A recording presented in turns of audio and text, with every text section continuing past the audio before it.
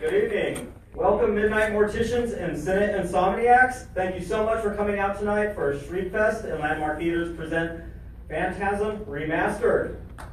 Woo! This is the first Shriekfest presents of the new year. We want to quickly let you know that this is the 18th year for the Shriekfest Horror Film Festival in LA. We hold the festival every October, first weekend of October in LA, third weekend of October in Orlando, Florida. The early bird deadline to submit your screenplay, short scripts, short films, and feature-length films is February 1st. So take advantage of the lower entry fee and get those in before February 1st. The main deadline, though, is the regular deadline. You got many more months. So keep creating, keep writing. You're all the future of horror. Send us your stuff. We want to see it and show it off to the world. While you're here, you saw a lot of trailers for some upcoming midnights we have here at the New Art. While you're here, pick up our exclusive Phantasm postcard. The last ones are available in the lobby. We also have postcards for Labyrinth and Rosemary's Baby, both coming up in March. I wanted to also let you know our next Shriekfest Presents has been confirmed. However, I'm not going to tell you what it is. I'm going to show you. So right before we show you Phantasm Remastered tonight, there is going to be a trailer for the next feature that we have coming. I will tell you the date of our next Shriekfest Presents, so mark it on your calendar. It's going to be Friday, April 13th. Is going to be our next event, and then we have so many events coming that we may start doing them every month. So we're really working hard to bring you as much as we can. We're going to have a trivia contest tonight. That's going to be really cool. In just a moment, let's see. Our guests are in here. Okay, they might still be in the lobby. So what I'll do is I'll start some trivia right now. We have so many cool prizes, I don't even know what to say. We always try and give you cool things when you come here to these late shows at the New Art. We've had signs, shooting scripts, and autographs, and all sorts of things. But tonight just blows it away. I'll get it started now because there's just so much to give away to you guys. I'll give some trivia questions. Just raise your hand. I'll do my best to pick the first hand that goes up. And I'll start divvying out these incredible prizes. For those of you who looked around the lobby, you saw a bunch of tombstones. What did those tombstones spell? Who was that? Shriekfest is correct. Please come up.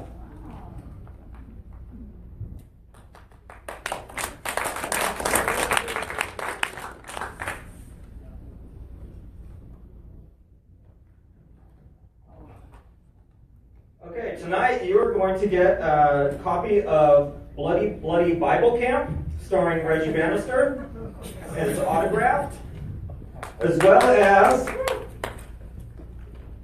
an autographed Phantasm poster, mini poster, signed by Reggie Bannister.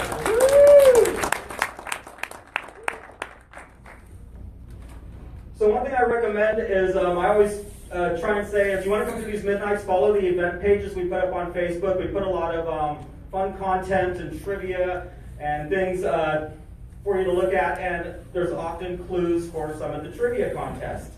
And this is one of those. What is the Spanish title of Phantasm? Right here in the front. Phantasma. That is correct. Please come up. Phantasma. For you, I'm going to have a signed CD of Reggie B. and the Jizz Wellin' Ya Doggies. Yeah. For those that don't know, our special guest tonight, Reggie Bannister, is a musician. Oh, no, that's not it. That's not all. There's more. Oh, really? Please come back up. Okay.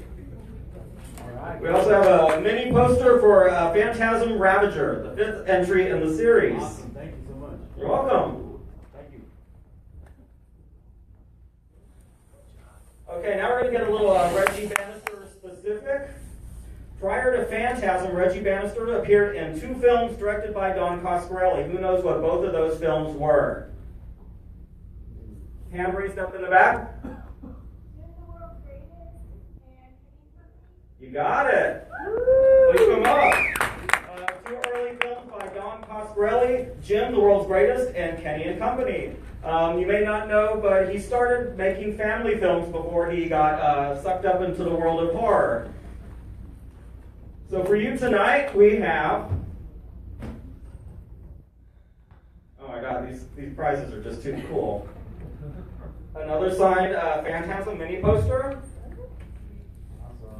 Signed by Reggie Bannister. Reggie Bannister signed VHS of Phantasm 4 Oblivion. Let's see what else we have. VHS. Yeah.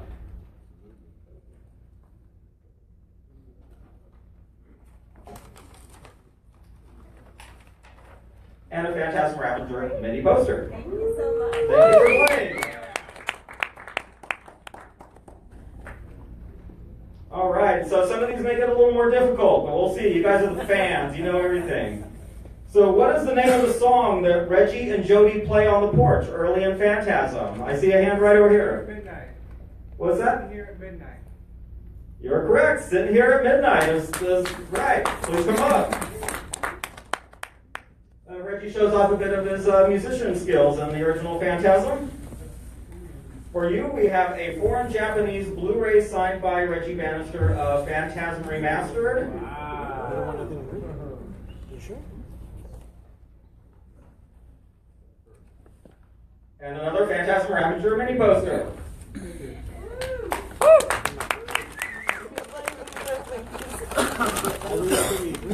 Okay, this is a part 2 to the question I just asked. Who wrote the song Sitting Here at Midnight? No. Any hands? Any guesses on this one? I see a hand back there. Bill Thornberry. Bill Thornberry is correct. Please come up. And Bill Thornberry plays Jody in the film.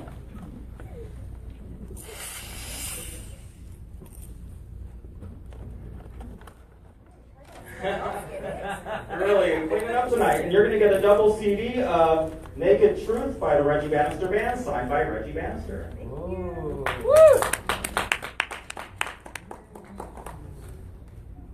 All right, so I think we have one final question and a really cool prize to go with it. The idea to create Phantasm came about when Reggie Bannister approached Don Coscarelli with the idea to adapt what novel?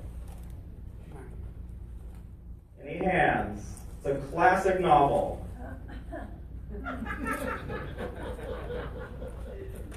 It's very wicked. Any guesses? Any more guesses? Okay, we'll go. The answer is Something Wicked This Way Comes by Ray Bradbury. Oh, wow. Okay, a replacement question. What author did Don Coscarelli get the title Phantasm from? An author who tended to use that word frequently in his writing. Classic horror author. I see a hand. Poe is correct. Edgar Allan Poe. Please come up.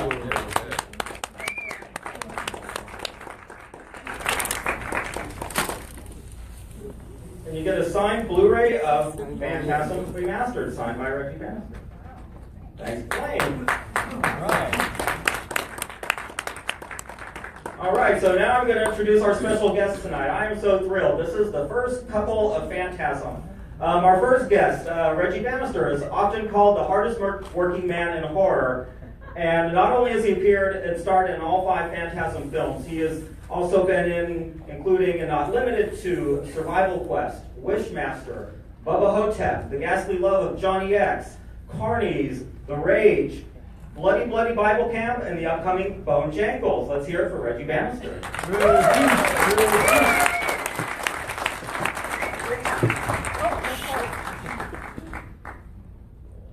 Hey guys, how you doing here? With your tombstone?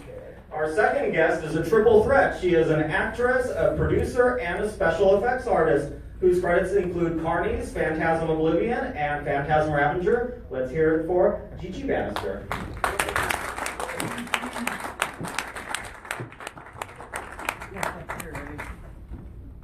There you go. Oh, we'll switch your tombstones here. Why?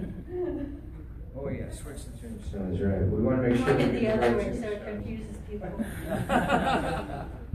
So I'm going to start with a couple questions for you both, and then we'll open it up to the audience. Okay. So with Phantasm, Reggie, you've been the star of all 5 films. You're such an important part of the series.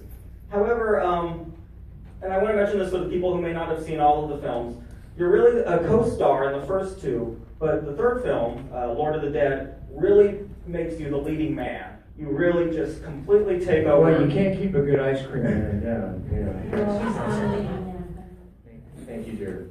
And I'm just curious, which Phantasm film is closest to your hearts? Whether it's due to the work you put into it or just the character itself. Is there any that stands above the rest for you? Well, you know, I think I have to say, I loved them all. I loved doing them all. And, it was really a trip when we finally, in the first one, it took us, I don't know how many years to film, like something like 3 years. And we were shooting on weekends and stuff like that. And I was playing in coffee houses and stuff.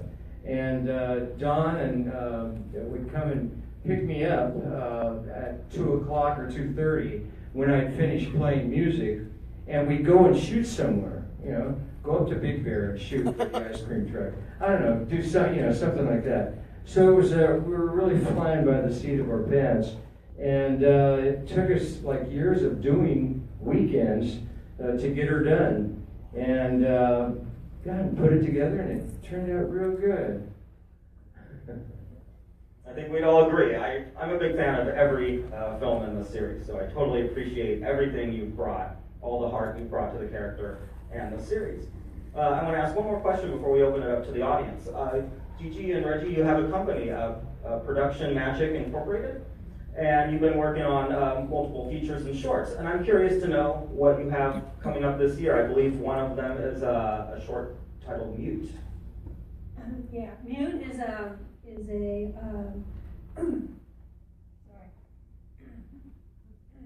have a tickle. It's a Stephen King dollar baby, which is a dollar baby is when you license from someone, they write a film or they write a story and you license their story for $1.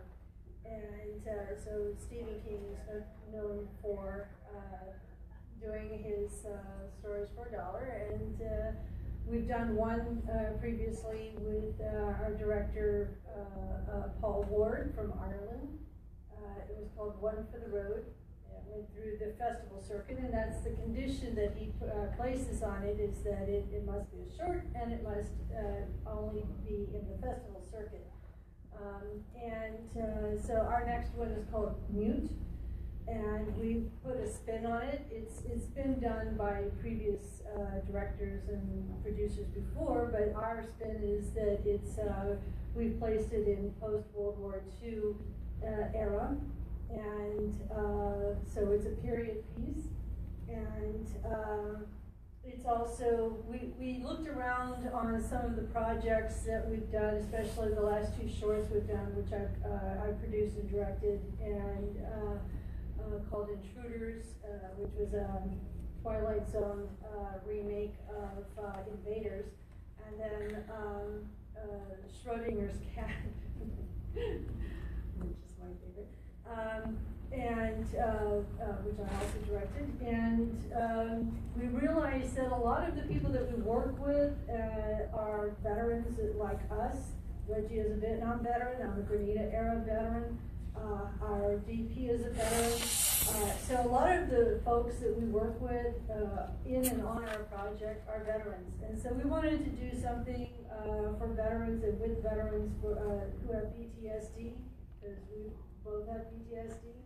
And so Mute is dedicated to veterans and by veterans, for veterans with PTSD. We appreciate and thank you for your service, and we're very much look forward to you and everything you have coming. We have another announcement though. Oh, go ahead. But wait, there's more. You're the first to find out that we are going to drop an album. It's a retro album of music that Reggie did when he performed at a place called the West Coast Bodega. And so we are currently putting some of his, we came across things to a friend of ours, Mark Holland, who was a fan like you. And he came to all the performances and everything, and he had a 4-track recording, set up, and he recorded the live performances, and we're going to call it Live at the Bodega. And so we're going to be doing that. We hope this in 2018. Yeah, so keep an eye out for that. We'll let you know, on Facebook and stuff. You guys are all on Facebook, right? Oh, yeah. Yeah. We're there too, so say hi. I definitely recommend following these two. They're great. Do we have any audience questions tonight? Right here. Yeah, I was just listening to your story about how you got picked up while you were working the shows to make the picture. And Mike, I just find that interesting. So how long did a movie take to make? And basically my question is, do you have anything else? Because I find low budget movies kind of interesting. If there's anything else you like to... Which one? Which one were you asking? I've never about seen how long this. it took? This picture. The first one? Yeah, that's what you're saying. Reggie was saying, right? How long did the first film take? And if you have anything else, Yeah, like the first picture took about 3 years. 3 years. About 3 years, yeah. And like I said, shooting when we could afford to get the cameras and stuff. Don Coscarelli was pretty hip to doing that. He'd go and he'd rent the cameras on Friday, and the equipment and the lights and everything. Rent it on Friday because he wouldn't have to bring it back till Sunday. And Monday, right, Monday. If you rented it on a Monday weekend, then you don't have to bring it back till Tuesday. And these are good low-budget film tips, by the way. God, we did. I don't think he spent less than $100,000 on the first picture, I'm sure. And you do it, weekends, and holiday weekends, and then, of course, if you're a student filmmaker, that's always good, because then you use the school equipment.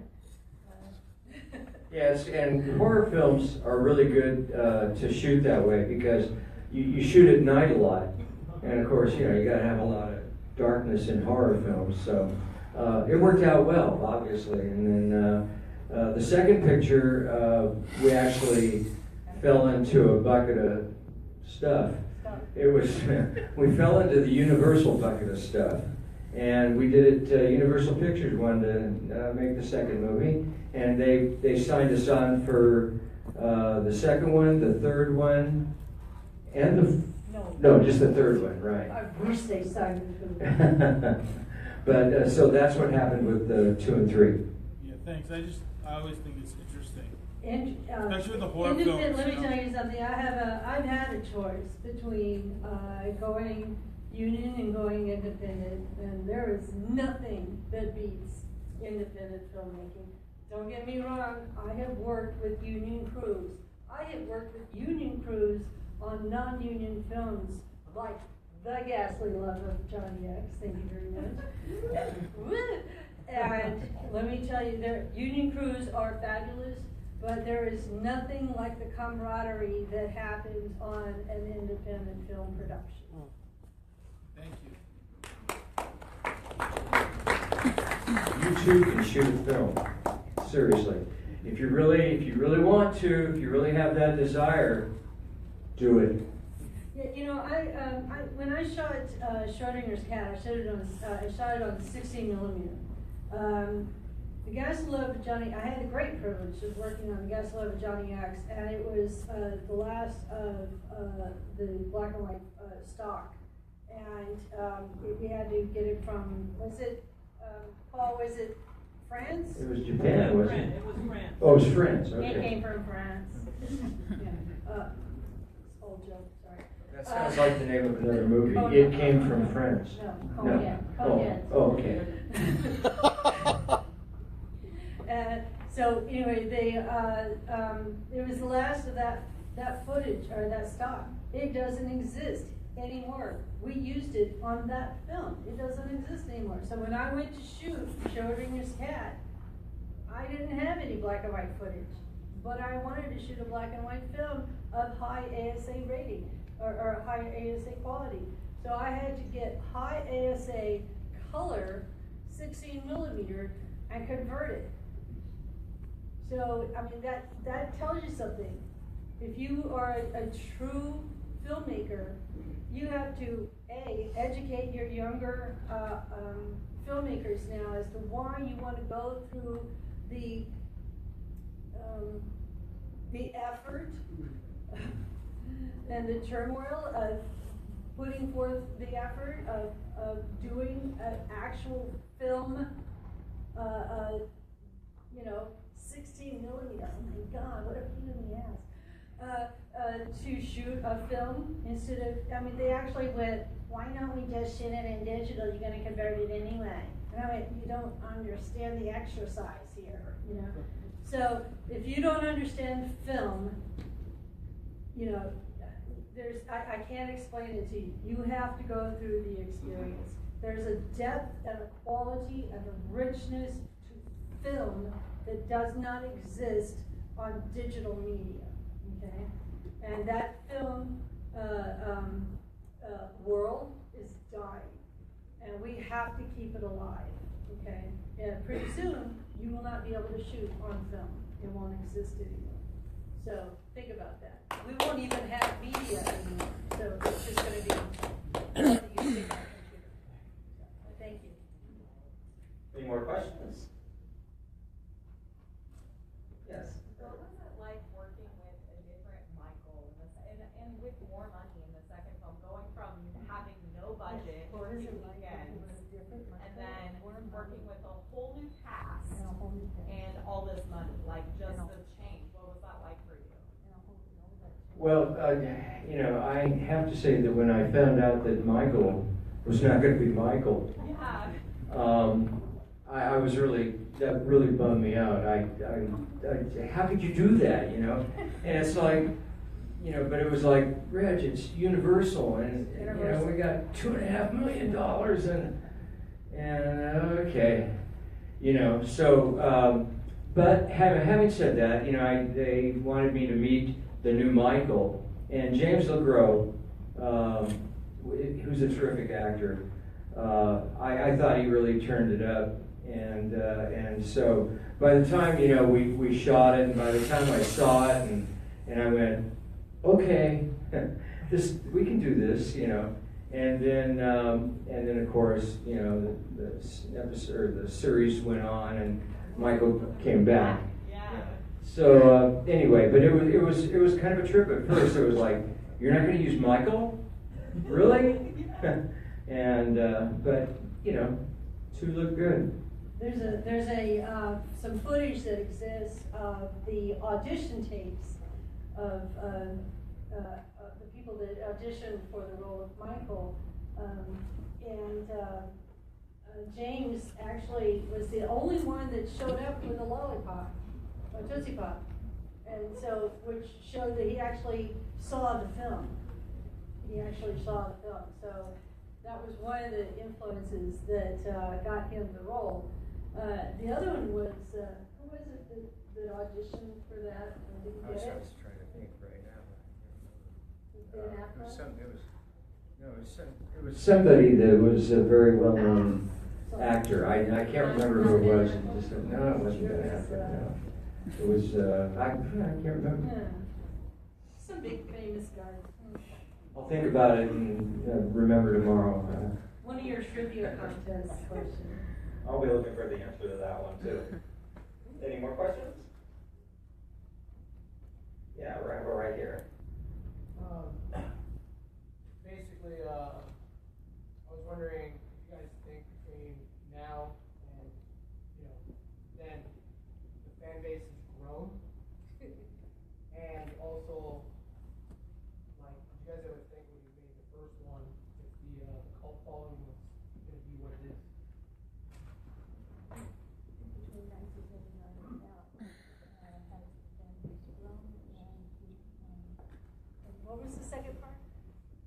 How have you thought the cult following? Cult following. Like when you first started the first film, right? Did you ever think it was going to get to where it is now? Did you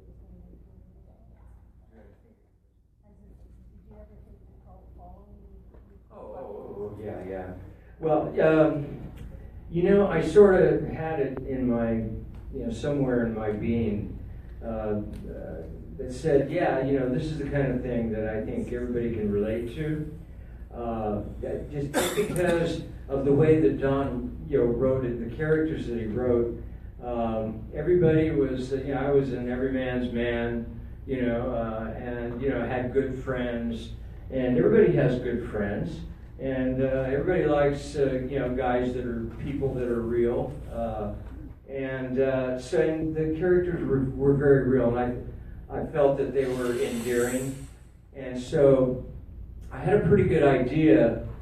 In other words, I was going to be terribly disappointed if it hadn't, gone and done what it did, and end up, 4 films later,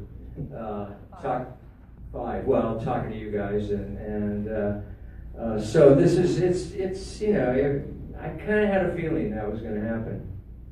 We have time for one more question. Yes, right up here. Alright, so I've done events that deal with a lot of special effects artists, actors, directors, writers, specifically from the awesome horror genre that do cons. And you get there, whether you're in Idaho or you're in LA, wherever you are, they come up to you and they greet you and you sign autographs and you sign VHS tapes. And I was wondering how, because I'm a newbie to Phantasm, to be honest with you. Armando, I'm so glad to be here. He's a great host. This is my first time seeing the film. He's an amazing guy. He's pretty cool, yeah. And he loves Big Brother.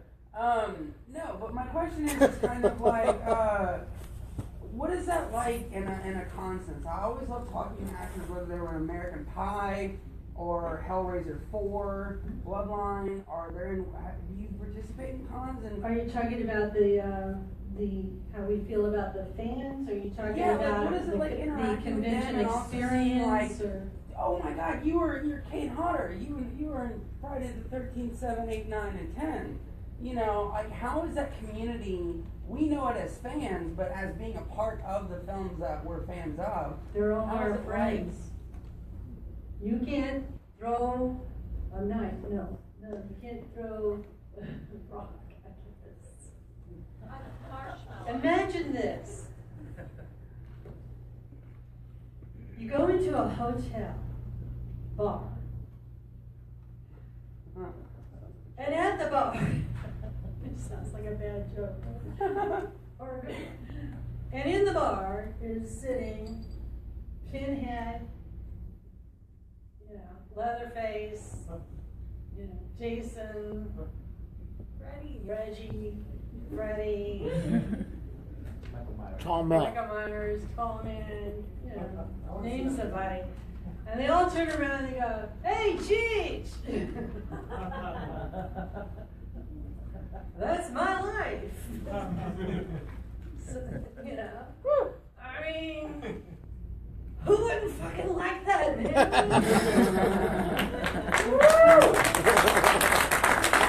I have to say, both you, GiGi, and Reggie, you are so great with the fans, and you're correct by calling them friends. And friends and fans, these all start with a PH. You cannot say Phantasm without saying fan. That's right. And I just want to thank you because, again, everything you've brought to this, even before I met you both, I felt like I knew you, and I trusted you, and like you're longtime friends, and we always want to see what you do next. And we just thank you so much for coming here tonight to the New Art, helping us keep this movie and Midnight Movies alive. We are showing this as a digital DCP tonight because we're doing the remastered Phantasm. Sometimes we do run 35. We gotta tell the story, right? How it happened. Yeah. Okay. Well, we'll give you one story here on remastered. Who here knows how remastered happened? You know? Yeah, it's J.J. Abrams. J.J. Abrams. He helped out because he was a big fan of the movie. Well, He was a big fan of the movie. He was in the process of making, Star Wars. a couple of films. Yeah. That Star Wars thing and that other one. Star Trek. that company he has, Robot. And he calls up Don and he goes, Coscarelli, and he goes, hey Don, he goes, I'd really love to show, I've got my company, and I'd really like to, show my guys Phantasm, the original. And Don goes, well, I'd really love to. He goes, yeah, I'd like to show it on the 35mm version. He goes, I don't know about that. He goes, it's really not in that good a shape. He goes, well, it's okay, we don't mind. He goes, no, really, you don't understand. It's really not in good shape. He goes, no, it's okay. So Don gives it to him and he goes, Don, it's really not in good shape. He goes, I told you. He goes, hey, let me fix it. And Don goes, I don't have that kind of money. He goes, I don't care. He goes, I didn't ask you about that. He goes, let me fix it. So he brings Don in and he goes, look, he goes, I've got some time, come on in. So he comes in. Long story short, basically Star Wars and Star Trek paid for a remaster. Thank you, Star Wars and Star Trek. And they did pay for the digital audio too. So. I think those series I do have a fans, too. I have just a quick question. This, how do you like this version of it, or the version that when you guys made it back in '78? Well, considering that the original one is all red now, and no, but in other words, this revisiting. is so beautiful and so It's beautiful, crisp, crisp. and the audio is so. Yeah. And Don is fond of talking about how there was a yellow bucket in the background, and we got that moved out of the way, or eliminated, and there's like wires that were eliminated and stuff like that. So it's so pristine and beautiful now that. It really is a class. Yeah, you're really going to dig this cut. You really are. Yeah, the last time I saw it when I was 8. I think you'll remember it a little different. Thank you. Well, thank you both. Let me tell you, there's one last thing. I told this to Don tonight. He's like, the thing about Phantasm is it's a lot like 2001 Space Odyssey. You remember that one, right? Mm-hmm. Okay. You see it at different times in your life. You remember it for different reasons because of the way where you are in your life. So wherever you are in your life at the time that you see Phantasm, you're going to remember it for different reasons, and it will mean something different to you.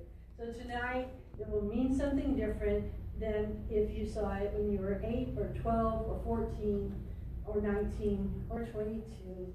So enjoy it as much as we have enjoyed it so many times, okay? Thank you, guys. Thank you very much. Thank you. Thank you again for coming. Reggie and Gigi will not be staying throughout the film, but they do have a table out with some things. If you want to get something from them, please come and do it right now before they leave. And thanks again for coming out to Shriekfest Presents Phantasm Remastered. Remember, there is a trailer playing before this movie. It is our next presentation on Friday, April 13th. We hope to see you back then. We will have a special guest for that screening as well. All right. Oh, everybody,